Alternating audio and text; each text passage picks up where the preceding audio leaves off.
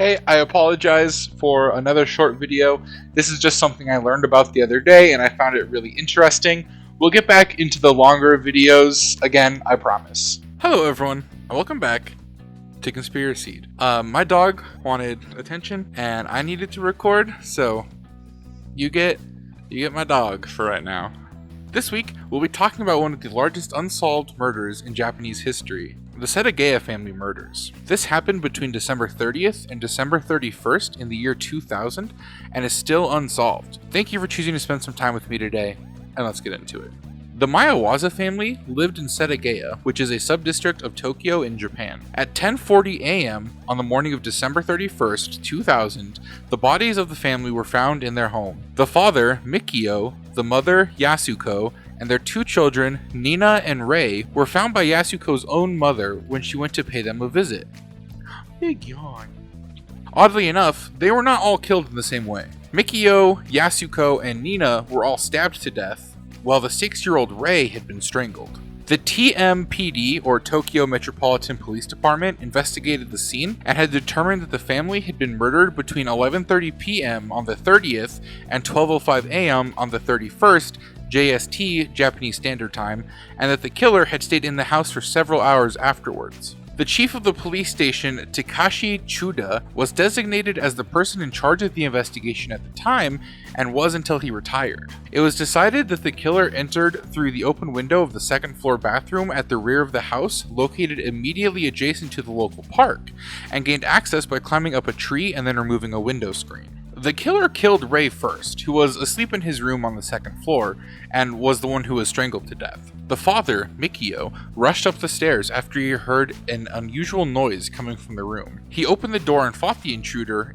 injuring him, but was stabbed in the head with a sashimi knife. The police report said that part of the blade had broken off inside of his head, and that the killer attacked and killed the other two family members with a different knife that he found in the house. The killer used the family computer, consumed 4 bottles of tea, 8 melons, and 4 popsicles.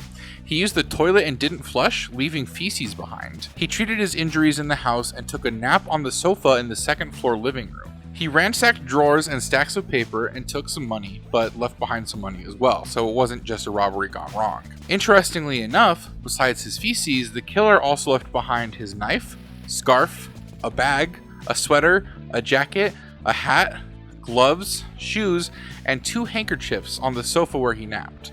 A forensic analysis of the computer revealed that it had been connected to the internet the morning of December 31st at 1:18 a.m. and again around 10 a.m., right around the time Yasuko's mother arrived and discovered the family.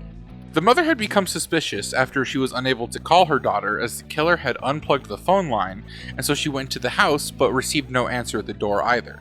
Now, the reason they have such a big time frame for when the killer was still in the house was because they believed that it was him that logged onto the computer at 1:18 a.m., but not necessarily him at 10. It might have been Yasuko's mother accidentally bumping the mouse and turning it on. Police have been able to deduce several very specific clues to the killer's identity, but have been unable to produce, name, or apprehend a suspect. It was determined that the killer had eaten string beans and sesame seeds the previous day after they analyzed the feces that the killer had left behind. They also determined that the clothes and the sashimi knife that the killer left behind had been purchased in the Kyoto district. Police later learned that the sweater was unique, as only 130 of them were ever made and sold, but to this date, they've only been able to track down 12 people who bought those sweaters. Trace amounts of sand were found within the bag that the killer left behind, and forensic analysis determined the sand came from the Nevada desert, more precisely, the area of Edwards Air Force Base in California. Investigators found the killer's DNA, or should I say really, the killer left a ton of DNA on purpose, as well as a bunch of fingerprints throughout the house. None of the DNA or fingerprints found matched anything in their database, which means that this person did not have a criminal record. They believe that the killer is about 170 centimeters tall, or about 5 feet 7 inches, and has a slender build. They believe the killer was born between 1965 and 1985, and would have been 15 to 35 at the time of the murders. They determined this age as he had to be old enough to have the ability to kill, but young enough to climb a tree and enter the house on the second story.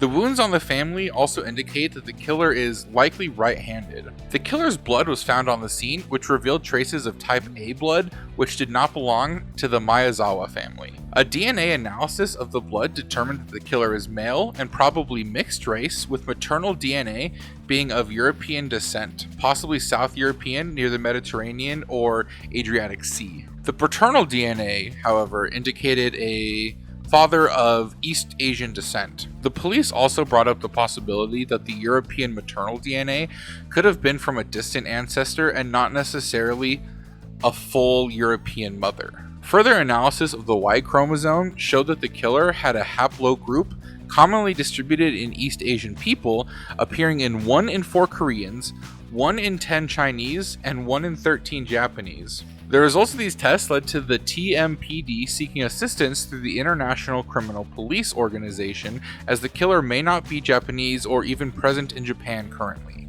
The investigation into the murders is among the largest in Japanese history, involving over 246,000 investigators who have collected 12,545 pieces of evidence. All evidence related to this case remains in police custody. As of this year, there is still a 20 million yen, about 147,000 USD, or 133,200 euro, reward for information leading to the arrest of the killer. In 2015, it was reported that 40 officers were assigned to the case full-time. In 2019, it was reported that 35 officers were still assigned to the case. Every year, the TMPD makes a pilgrimage to the house for memorial ceremonies. In 2015, one of the older sisters of Yasuko filed a complaint to the Broadcast and Human Rights and Other Related Rights Committee of the Broadcasting Ethics and Program Improvement Organization, say that 5 times fast, after she claimed that the TV documentary that aired in 2014 misrepresented her after a TV reporter and ex-FBI agent used profiling to back the theory that the killer murdered the family out of resentment.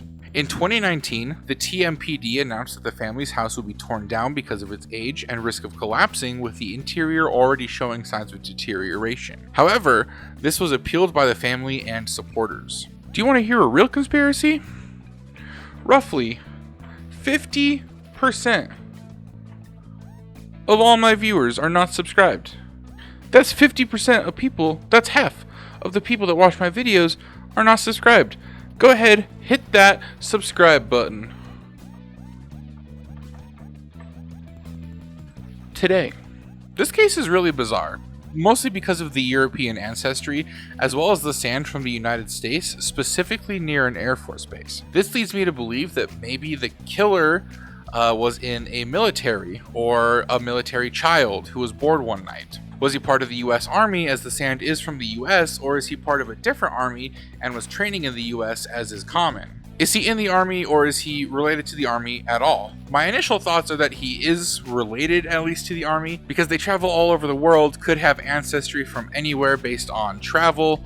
This would also explain the sand in the bag, in my opinion. As I mentioned earlier, despite the DNA, the fingerprints, and the over 12,500 pieces of evidence found, no suspect was ever brought forward, pointed to, or arrested. To this day, the mystery still remains unsolved. What is your take on this? Was it a random crime? Was it someone that the family knew? Is it possible that someone in power committed the crime and that's why they haven't been caught despite all this evidence? Let me know what you think in the comments below. Thank you for choosing to spend some time with me today, and I'll catch you in the next one. Bye bye. Say goodbye, Lily.